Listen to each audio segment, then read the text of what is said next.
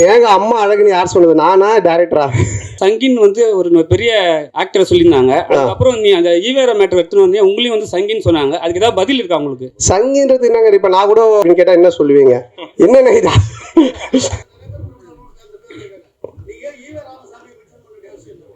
EV Ramasamy நம்ம எங்கேயும் mention பண்ணலண்ணே. இல்லைண்ணே, படம் பார்த்தீங்களாண்ணே?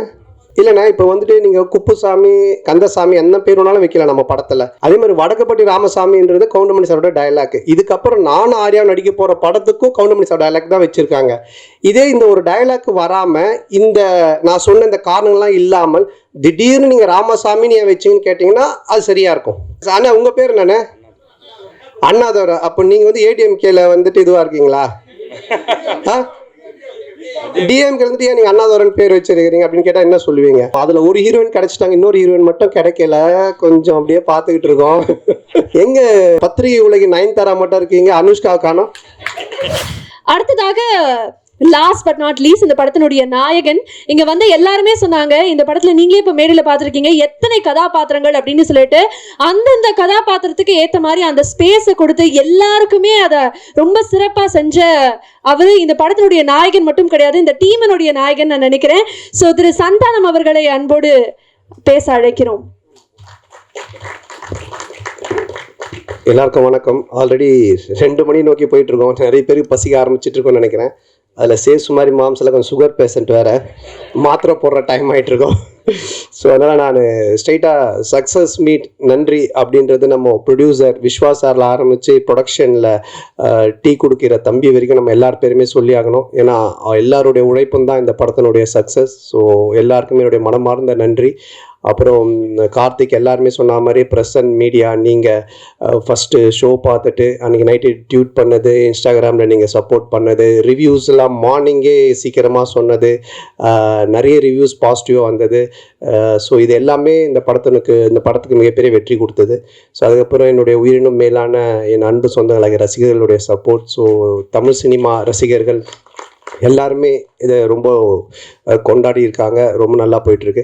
அப்புறம் இந்த படத்துக்குடைய மிகப்பெரிய வெற்றிக்கு காரணம் இங்கே உட்காந்துட்டு இருக்க எல்லாருமே தான். தனித்தனியாக எல்லாரும் பேரும் சொல்ல முடியாது. ஏன்னா நான் ஆஸ் எ ஹீரோவாக அந்த கேரக்டரை நான் ட்ராவல் பண்ணி போயிட்டு இருக்கும்போது இவங்க அவங்களுடைய ஜாப் வந்து ரொம்ப நல்லா பண்ணாங்க. இவர்கிட்ட ஆரம்பித்து சார்ட்ட ஆரம்பித்து இங்கே உட்காந்துட்டு இருக்க எல்லாருக்கிட்டுமே நம்ம சொல்லலாம்.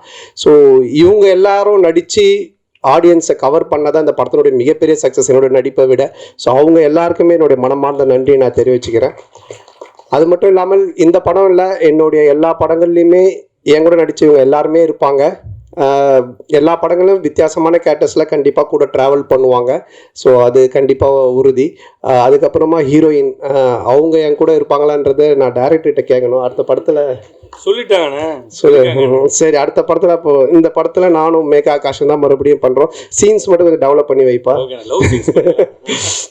ஸோ எல்லாருக்கும் ஒன் செகண்ட் நன்றி நான் சொல்லிக்கிறேன். ஆல்ரெடி டைம் இல்லை. நீங்கள் பேசுகிறதா இருந்தால் கொஸ்டின்ஸ் எதனா இருந்தால் நம்ம கொஞ்சம் ஃபியூ கொஸ்டின்ஸ் மட்டும் நம்ம இன்ட்ராக்ட் பண்ணிக்கலாம். வந்துட்டீங்களா தலைவா?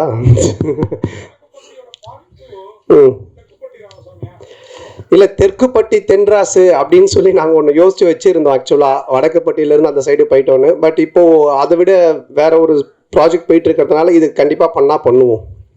இல்லை, அது நீங்கள் பார்க்குறவங்க தான் முடிவு பண்ணிக்கணும். ஆத்திகராக பார்த்தீங்கன்னா இது ஒரு ஆத்திகர் படமாக தெரியும், நாத்திகராக பார்த்தீங்கன்னா இது ஒரு நாத்திகர் படமாக தெரியும். ஏன்னா மக்கள் வந்து ரெண்டுமே மிக்சடு, எல்லாருமே கலந்து வந்து சினிமா என்ஜாய் பண்ணுன்றதுனால அப்படி ஒரு கிளைமேக்ஸாக டைரக்டர் வச்சுருக்காரு. நீங்கள் ஆத்திகரா நாத்திகரா? அப்போ சாமி படம் தான். சந்தானம் சார் அதே மாதிரி ஹீரோயின் உங்கள் படம் எல்லாத்துலேயுமே பிரமாதமாக இருப்பாங்க, இந்த படத்துலையும் பிரமாதமாக இருக்காங்க. ஆனால் வந்து அவங்களோட ஒரு நல்ல ஒரு டூயட்டோ இல்லை லவ் சீனோ இல்லை. அதை இப்போ கேட்டிங்க. அடுத்த படத்தில் இந்த படத்தில் காமெடி எல்லாமே எக்ஸ்ட்ரானரி ஜனரஞ்சகமாக பிரமாதமாக இருந்தது. அந்த விஷயம் எங்களோட அந்த ஃபீலிங்கையும் இல்லை. உங்களுக்கு இது நான் எழுதி கொடுத்து கேட்ட மாதிரியே இருக்கும். யாருன்னா பார்த்தாங்கன்னா இவன் மனசில் இருக்கிறதெல்லாம் அவன் மூலமாக கேட்குறாமலன்ட்டு. இல்லை, இப்போ கூட நான் சொல்கிறேன், இந்த காஸ்டியூமும் இந்த ஹேர் ஸ்டைலும் வேறு யாராவது போட்டு வந்தாங்கன்னா நன்னு படத்தில் வர பேய் மாதிரி தான் இருப்பாங்க. ஆனால் அவங்கள பாருங்கள் எவ்வளோ பியூட்டிஃபுல்லாக இருக்காங்கன்னு. இவங்களோட எந்த சீனுமே இல்லை தான். நான் தான் கேட்டேன் கார்த்திகிட்ட, இவனும் உங்களை பேர் தான் வச்சிருக்கேன், ஆனால் இந்த ரசனை வர மாட்டுது, நான் என்ன பண்ணுறது? அதனால் அடுத்த படத்தில் கண்டிப்பாக வச்சிருக்காரு. கேட்டுங்க, அவங்க கேட்குறாங்க, நான் கேட்கலைங்க. பண்ணி கொண்டு போற மாதிரி போயிட்டு கடைசியில வந்து கடவுள் இருக்கார் அப்படின்னு சொல்லிட்டீங்க. பட் ஆனா சொல்லும் பொழுது பாத்தீங்கன்னா பல விஷயங்கள் உண்மையா இருக்கு. குறிப்பிட்டு பாத்தீங்கன்னா பல கோயில்கள் இந்த விஷயங்கள் பண்றாங்க. நீங்க எந்த கோயில குறிப்பிட்டு இதுல காமிச்சிருக்கீங்க? அதான் காமிச்சிருக்கேன், கண்ணாத்தா கோவில். இல்ல நீ இந்த கொஸ்டினை வேற மாதிரி மீன் பண்ணி கொண்டு போற போல. அந்த மாதிரி எந்த கோவில் எதையுமே நம்ம வந்து இது பண்ணல. எந்த கோவிலா இருந்தாலுமே அதை வச்சு கடவுளை வச்சு காசு பண்றவங்க மேல தப்பு. அதே மாதிரி அந்த கடவுள் நம்பிக்கையை வச்சு அரசியல் பிரச்சனை பண்றதும் தப்பு அப்படின்றதான் காமிச்சிருக்கோம். உனக்கு எப்படி தோணுது? கடவுள் நம்பிக்கை இருக்கிறவங்களுக்கு இருக்கு, இல்லாதவங்களுக்கு இல்லை. ஸோ அதனால அவங்க ரெண்டு பேருக்குமே அதை பொதுவாக தான் வச்சிருக்கோம். என்னை பொறுத்த வரைக்கும் இருக்கு. நான் சாமி கும்பிட்றவன், நான் ஆன்மீகவாதி, நான் வந்து கடவுள் நம்பிக்கை உடையவன். இப்போ கூட கயிறில் கயிறு கட்டிட்டு இருக்கேன். அதனால என்னை பொறுத்த வரைக்கும் இருக்கு. இல்லாட்டி நான் சூளை வச்சுட்டு நிற்கவே மாட்டேன். அதனால சார் இந்த படம் ரிலீஸுக்கு அப்புறம் இந்த முன்னாடி அவர் கேட்டார்ல அந்த இஷ்யூ அது மக்களுக்கு கிளியர் ஆயிடுச்சுன்னு நம்புறீங்களா? ஆமாம், இல்லைன்னா இது வந்து வெற்றி படமாக இருக்காது. யாருமே சிரிச்சிருக்க மாட்டாங்க, கைத்தட்டி இருக்க மாட்டாங்க, ரிவ்யூஸ் நல்லா வந்திருக்காது. நீங்கள்லாம் வந்து பார்த்துட்டு பாராட்டி எழுதியிருக்க மாட்டீங்க. நீங்களே இந்த கேள்வி இப்போ கேட்டிருப்பீங்களா, வேறு ஏதாவது தான் எழுதியிருப்பீங்க. அதனால் அது மக்கள் ஏற்றுக்கிட்டாங்க. மக்களுக்கு வந்து புரிஞ்சிடுச்சு இவங்க என்ன சொல்ல வந்திருக்காங்க. அதுவும் இந்த கண்டென்ட் இன்னைக்கு காமெடி பொறுத்த வரைக்கும் ஹாரர் காமெடி, அப்புறம் வந்துட்டு ஃபேமிலி காமெடி, இப்படி நம்ம லவ் ராம் காமெடிலாம் போகலாம். ஆனால் ஒரு சோஷியல் காமெடி பண்ணுறது ரொம்ப கஷ்டம். டைரக்டரால் ஈஸியாக பண்ணவே முடியாது. ஏன்னா சோஷியல் கண்டென்ட்ல கை வைக்கும்போது ரொம்ப பார்த்து வைக்கணும். ஏன்னா ரெண்டு விதமான ஆட்களுமே இருப்பாங்க. ஸோ அது ரொம்ப கார்த்திக் பியூட்டிஃபுல்லாக ஹேண்டில் பண்ணதுனால ரெண்டு விதமான ஆடியன்ஸுமே என்ஜாய் பண்ணுறாங்க. நாத்திகரும் என்ஜாய் பண்ணுறாங்க, ஆத்திகரும் என்ஜாய் பண்ணுறாங்க. ஸோ அதுக்கு உண்மையிலேயே டைரக்டர் தான் நம்ம பாராட்டி சொல்லணும். அதே மாதிரி கூல் சுரேஷ் இந்த கண்ணாடி நீங்கள் கொடுத்ததா தான் சொன்னார். அதுக்கு அந்த கருப்பு பெயிண்ட் அடிச்சிருக்கலாம்ல படத்தில் வர்ற மாதிரி. உண்மைதான். இதோட அந்த கண்ணாடி யாரும் யூஸ் பண்ண மாட்டாங்க. நான் திருப்பி நீ வாங்கி யூஸ் பண்ணி வைப்பற பண்ண மாட்டேன்ல. அது அவன் அப்படிதான். பிக் பாஸ் வந்து ஒருத்தர்கிட்ட ஒரு ட்ரெஸ் வாங்கி வந்திருக்கான். அவங்க பேர்லாம் சொல்ல மறந்துட்டா, கண்ணாடி மட்டும் சொல்லிட்டான் இவர்கிட்ட இருந்து வாங்கினேன்ட்டு. அவனை பற்றி நீங்கள் பேசிக்கிட்டே இருக்கணும். அதுக்கு தான் அவன் ஏதோ ஒன்று பண்ணுறான், அதை கண்டுக்காதீங்க. அண்ணா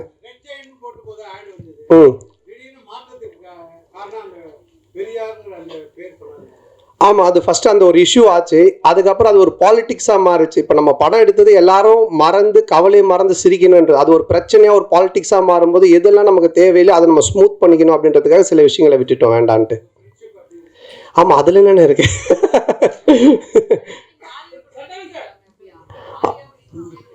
ஆமாம், அதில் ஒரு ஹீரோயின் கிடைச்சிட்டாங்க, இன்னொரு ஹீரோயின் மட்டும் கிடைக்கல.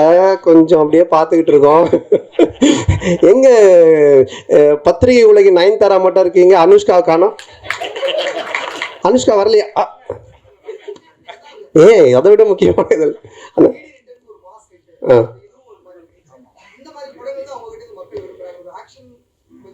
இல்லை, எனக்கு பொறுத்த வரைக்கும் எல்லாருமே இப்போ பார்த்தீங்கன்னா நிறைய பேர் படம் பார்த்துட்டு வாழ்க்கையில் ரொம்ப இறுக்கமாக இருக்கவங்க, ரொம்ப சோகமாக இருக்கும், ரொம்ப பிரச்சனையே.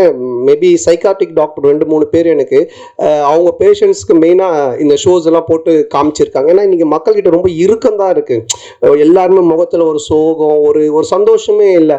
அட்லீஸ்ட் நம்ம கடவுள் ஒரு விஷயத்த கொடுத்துருக்கேன். நான் என்னோட சின்ன வயசில் ஆரம்பிக்கும் போது என் கூட இருக்கிற எல்லாரும் நான் சிரிக்க வச்சுக்கிட்டே இருப்பேன்.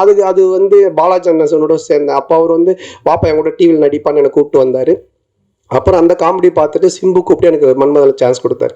ஸோ என்னோட நோக்கம் எதுவாக இருந்துச்சுன்னா என்னை சுற்றி இருக்கிறவங்கள சந்தோஷமாக வச்சுக்கணும், சிரிக்க வைக்கணும். அது கடவுள் எனக்கு ஒரு லைஃப் கொடுத்தாரு சினிமான்னு. அப்போது அதை நம்ம செய்யணும் அப்படின்றதான் என்னோட நோக்கமாக இருக்குது. அதை நோக்கி தான் நான் போயிட்டு இருக்கேன். என்னுடைய படங்கள்னால நீங்கள் வந்து சிரிக்கலாம், கவலையை மறந்து என்ஜாய் பண்ணலாம். இது மட்டும் தான். சதன சார் இங்கே பாருங்க, உங்களுக்கு லெஃப்ட். சொல்லுங்க சார். படம் ஃபுல்லாக சூப்பராக இருக்கு. ஆனால் வந்து கட் சீன் வேறு அதை விட நல்லா இருக்கு. ஏன் நீங்க இல்லன்னு சொல்லிட்டு அது கட் பண்ணிட்டீங்களா, இல்ல வந்து டைரக்ட் பண்ண வேலையா? அது இல்ல என்னன்னா ஒரு ஃபுல் லென்த் பார்க்கும்போது உங்களுக்கு கதை நகர்ந்து போகும்போது சில சீன்ஸ் ரொம்ப காமெடியா போயிட்டு இருந்தாலும் கதைக்குள்ள போனா கொஞ்சம் லேக் ஆகும். அப்போ அதை வந்து எடிட்டர் எங்க எடிட்டர் சாரா அவர் கையில் இருக்குது, எங்கள் கையில் கிடையாது. அவரே வந்து கட் பண்ணிடுவாங்க. அதுக்கு தான் அவரு வேலையாக கொடுத்து வச்சுருக்காங்க. இல்லைங்க இது காமெடி நல்லா இருக்கு, ஆனால் பட் இந்த கதை கொஞ்சம் மிஸ் ஆகுதுன்னா அவர் கையில் இருக்குது அந்த கத்திரி. சந்தானம் சார், அதே மாதிரி முன்னாடிலாம் நீங்கள் ஹீரோவுக்கு நண்பராக வர்றப்போ கூட உங்களையே பார்த்துட்டு இருக்கணும்னு தோணும். இப்போ நீங்கள் ஹீரோ ஆன பிறகு உங்கள் கூட இருக்கிறாங்களா பெஸ்ஸஸ், மாறன், ரவி மரியா சார், கூல் சுரேஷ், இவங்களெல்லாம் அவங்களுக்கும் ஸ்பேஸ் கொடுத்து நடிக்கிற மாதிரி தெரியுது. இந்த மாற்றம் எதனால் எப்போலேருந்து நிகழ்ந்தது? இல்லைண்ணா, இப்போ ஒரு காமெடின்னா அந்த காமெடி நடக்கிறதுக்கு மற்றவங்க சுற்றி இருக்கிறவங்க அதுக்கு ஆக்ட் பண்ணணும், அதுக்கு ஸ்பேஸ் தரணும். நானும் பேசுவேன் காமெடி, அவரும் பேசுவார், இவங்களும் பேசுவாங்கன்னா அது சண்டை மாதிரி ஆகிடும். அதனால நிறைய படத்தில் நிறைய காமெடியன்ஸ் இருப்பாங்க, ஆனால் காமெடி ஒர்க் அவுட் ஆகாது. என்ன ஆகுனா சண்டை மாதிரி ஆகிடும். என் மேலே பஞ்சு முடியணும், இல்லை நான் தான் பஞ்சு பேசுவேன், அப்படி அது பண்ணக்கூடாது. அங்கே ஒருத்தர் செட்டிலாக ப்ளே பண்ணணும், மற்றவங்க அது யார் பண்ணுறாங்களோ அவங்க கொஞ்சம் பண்ண வைக்கணும், அப்போ தான் காமெடி ஒர்க் அவுட் ஆகும். ஸோ அதை நான் இந்த படத்தில் பண்ணேன். இதுக்கு முன்னாடி இதுக்கப்புறம் வர படங்களே அதான் நான் பண்ணுவேன். என்னுடைய ரோல் நான் பண்ணிவிட்டு சுற்றி காமெடியன்ஸ் அவங்க என்ன பண்ணுறாங்களோ அதுக்கு நம்ம ஸ்பேஸ் கொடுத்து ஒர்க் பண்ணுறது. ஸோ இதுதான் காமெடியோட ஃபார்முலாவே. இப்போ நான் ஒன்று சொல்கிறேன்னா அதுக்கு நீங்கள் அமைதியாக இருந்தால் தானே சிரிப்பு வரும். நீங்களும் நானும் மாற்றி மாற்றி பேசிக்கிட்டு இருந்தால் அப்படி இருக்கும். ஸோ அது அந்த ஒரு சதானே சார், இப்போ ரஜினி சாரை வந்து ஒரு விஷயம் சொன்னாங்க, சங்கின்னு விஷயம் சொன்னாங்க சார். யாருங்க?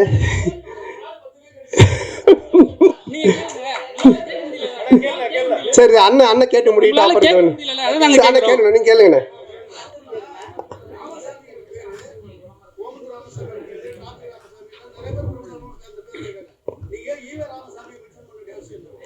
ஈவே ராமசாமி நம்ம எங்கேயும் மென்ஷன் பண்ணலேண்ணே.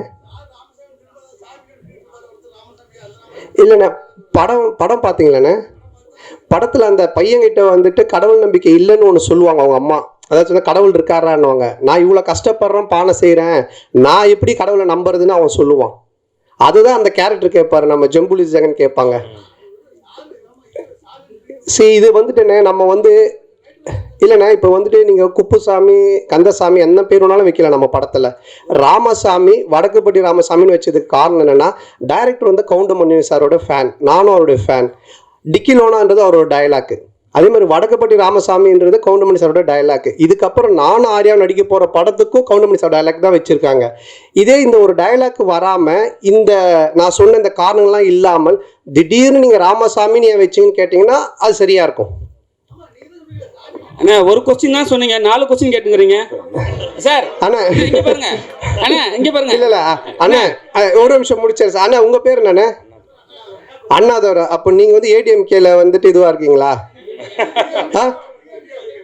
டிஎம்கே வந்துட்டு ஏன் நீங்க அண்ணாதோரன் பேர் வச்சிருக்கீங்க அப்படின்னு கேட்டா என்ன சொல்லுவீங்க? என்னண்ணே இது? அடுத்த கொஸ்டின். அண்ணா சோசியல் மீடியாவில் வந்து சங்கின் வந்து ஒரு பெரிய ஆக்டரை சொல்லியிருந்தாங்க. அதுக்கப்புறம் நீ அந்த ஈவேரா மேட்டர் எடுத்துன்னு வந்து உங்களையும் வந்து சங்கின்னு சொன்னாங்க. அதுக்கு ஏதாவது பதில் இருக்கா உங்களுக்கு? சங்கின்றது என்னங்க? இப்போ நான் கூட 6வது, நான் வந்து 6வது இல்லை, நான் ஸ்கூல் படிக்கும்போது ஒரு பொண்ணை லவ் பண்ணியிருந்தேன். அந்த பொண்ணு பேர் சங்கீதா. நான் சங்கின்னு தான் கூப்பிடுவேன். அதுக்காக சங்கி ஆகிடுமா? என்னங்க இருக்கு? நெக்ஸ்ட். ஓகே சார், அதே டயத்தில் இப்போ ஒரு கேள்வி. இதான் இப்போ நேர்கள் ரவி சார் பேசுகிறப்போ வடக்குப்பட்டி ராமசாமிக்கு சலாம் போடுங்கன்னாரு. லால் சலாம் ரிலீஸ் ஆகிருக்கு, அடுத்த வாரத்தை நோக்கி போகிறதுனால அந்த டைலாகை யூஸ் பண்ணாரா தெரியலீங்களா? சார்கிட்ட தான் கேட்கணும் அவர் என்ன மீனிங்கில் சொன்னார் அப்படின்னு சொல்லிட்டு. ஆனால் ஏதாவது முடிச்சது லாஸ்ட் கொஸ்டினா?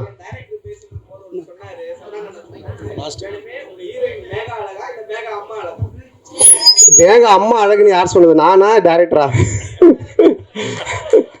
இல்லை கண்டிப்பாக 2 பேருமே அழகு தான். ஸோ அதனால் ரொம்ப சந்தோஷம் உங்கள் எல்லாருமே சந்திச்சதில். ரொம்ப இவ்வளோ நேரம் பொறுமையாக இருந்து இந்த ஒரு வெற்றி சக்ஸஸ் மீட்டுக்கும் சப்போர்ட் பண்ணிட்டு இருக்கவங்க எல்லாருக்குமே ரொம்ப நன்றி. தொடர்ந்து சப்போர்ட் பண்ணுங்கள். நீங்கள் எனக்கு சப்போர்ட் பண்ணுறது, யாரெல்லாம் சிரித்து இந்த படம் பார்த்து என்ஜாய் பண்ணுறாங்களோ அவங்க எல்லாருக்குமே நீங்கள் சப்போர்ட் பண்ணுறதுக்கு சமமான ஒரு விஷயம். ஸோ எல்லாருக்குமே என்னுடைய மனமார்ந்த நன்றி. தேங்க்யூ. தேங்க்ஸ்.